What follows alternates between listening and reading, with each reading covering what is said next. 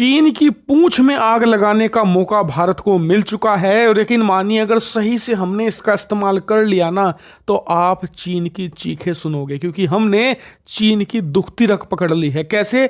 चलिए मैं आपको बताता हूं। दरअसल कल मैंने आपको खबर दी थी कि अमेरिका, जापान सहित कुछ यूरोप के देश भारत से PL-15 मिसाइलें चाहते हैं। दरअसल ये मिसाइलें पाकिस्तान ने कॉन्फ्लिक्ट के दौरान भारत के खिलाफ दागी थी, लेकिन ये फेल हो गई और भारत में आकर गिरी।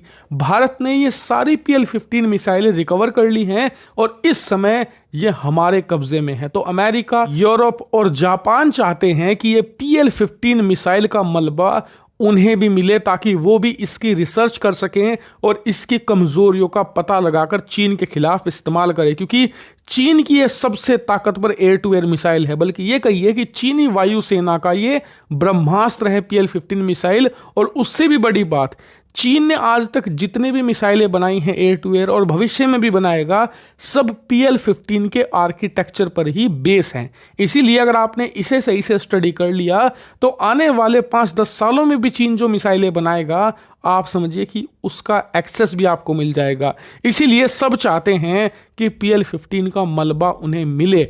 लेकिन इसी बीच एक ऐसी खबर आई है जो चीन को बिल्कुल भी पसंद नहीं आएगी। स्क्रीन पर आप देखिए, यह है वो खबर।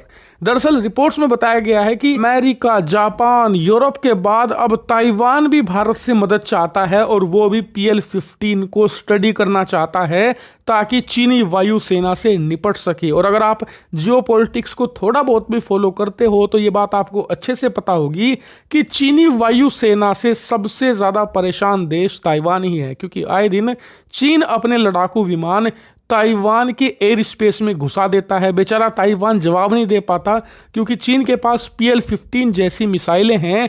अगर जवाब देने की कोशिश करी तो चीन जो ताइवान के लड़ाकू विमान है, मेनली जो F-16 हैं, जो कि उतने ताकतवर नहीं हैं, उन्हें मारकर गिरा सकता है। इसीलिए इन PL-15 मिसाइलों को स्टडी करना चाहता है ताइवान, ताकि चीनी वायुसेना से निपट सके। और यकीन मानिए अगर ऐसा हुआ तो ये चीन की पूंछ में आग लगाने के बराबर होगा, क्योंकि एक तो हम चीन के कट्टर दुश्मन ताइवान की मदद कर रहे हैं, क्योंकि ताइवान चीन के लिए ऐसा ही है जैसा भारत पाकिस्तान के लिए, यानी कि दुश्मनी सिर्फ एक दूसरे की जमीन कब्जाने से ज्यादा बड़ी, ज्यादा गहरी और ज्यादा पुरानी है। कट्टर दुश्मनी है।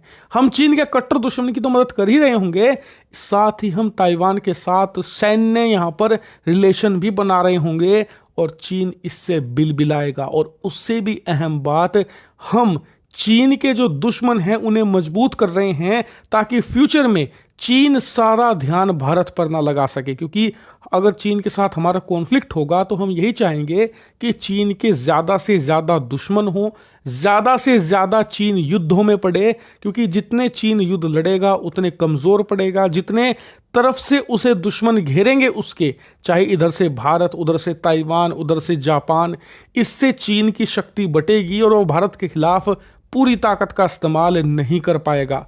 इसीलिए ये भारत के लिए बहुत अहम है कि ताइवान, जापान, फिलीपींस जैसे देश मजबूत हो, और इसमें वियतनाम का भी नाम ऐड कर लीजिए। इसीलिए कहा जा रहा है कि PL-15 मिसाइल भारत चाहे एक बार को अमेरिका को मना कर दे, लेकिन ताइवान को जरूर दे, क्योंकि ताइवान को मदद देने का मतलब होगा सीधा सीधा ड्रैगन की पूंछ में आग लगाना, यानी कि सीधा चीन पर वार करना। लेकिन मेरा एक छोटा सा सजेशन होगा भारत को कि हम मदद चाहे छोटी करें ताइवान की या बड़ी करें, लेकिन अब खुले तौर पर करें, क्योंकि पाकिस्तान को चीन जो हथियार देता है खुले तौर पर देता है, छुप कर नहीं देता। हमें भी ताइवान की मदद खुलकर करनी चाहिए। अगर PL-15 का मलबा जा रहा है तो उसका प्रदर्शन हो, पहले भारत में फोटो ऑफ किया जाए, उसके बाद PL-15 का कुछ मलबा हम भेजे ताइवान तो वहां उसका फोटो शूट हो, ताकि चीनी हथियारों की तो बदनामी हो ही, दुनिया देखे कि कैसे भारत ने PL-15 मिसाइलें मारकर गिराई हैं। साथ ही चीन को संदेश जाए कि अगर आप हमारे दुश्मनों को सीधी मदद करेंगे तो हम भी आपके दुश्मनों की सीधी मदद करने से अब पीछे नहीं हटेंगे। एक हम डेटरेंस क्रिएट करें चीन के खिलाफ इस मौके का इस्तेमाल करते हुए। हालांकि आपका क्या मानना है, क्या एनालिसिस है आपका, कमेंट करके जरूर बताइएगा।